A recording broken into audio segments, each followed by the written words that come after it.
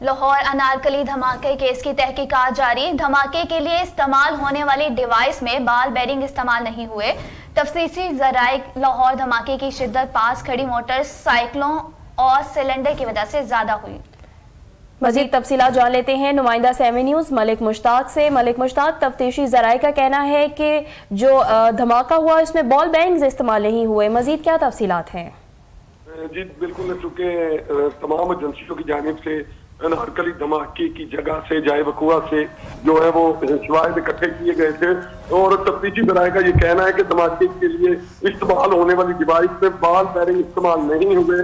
धमाके की शिद्दत पास खड़ी मोटरसाइकिल और सिलेंडर की वजह से ज्यादा हुई थी। ये तफ्तीशी ज़राए का कहना है कि बरूद की किस्म का जो तयन है वो फोरेंसिक रिपोर्ट में बाद में किया जाएगा, क्योंकि अभी तक जो एविडेंस जो सबूत वहां से इकट्ठे किए गए थे उनका तयन किया जा रहा है। फोरेंसिक टीम को भिजवाया गया है, उसकी रिपोर्ट आने पर पता चल जाएगा कि ये बरूद किस किस्म का था। और नेटवर्क ब्रेक होने के लिए दीगर अजला में भी सख्त ऑपरेशन किए जा रहे हैं, क्योंकि तफ्तीशी ज़राए का ये कहना है कि यही लग रहा है कि जो धमाके में मवाद इस्तेमाल हुआ है तो उसमें बाल बेरिंग नहीं थे, बल्कि जो मोटरसाइकिलें 6 अदद मोटरसाइकिलें मुकम्मल तौर पर वहां तबाही का शिकार थी, उनकी वजह से आग भड़की, जिससे उनमें पेट्रोल था। तो इस हवाले से जो एविडेंस इकट्ठे किए गए हैं उनका ये कहना है कि फोरेंसिक टीम की रिपोर्ट आने के बाद ही तफ्तीश जो है वो वाजिया होगी। जी बहुत शुक्रिया मलिक मुश्ताक आपका हमें आगाह करने के लिए।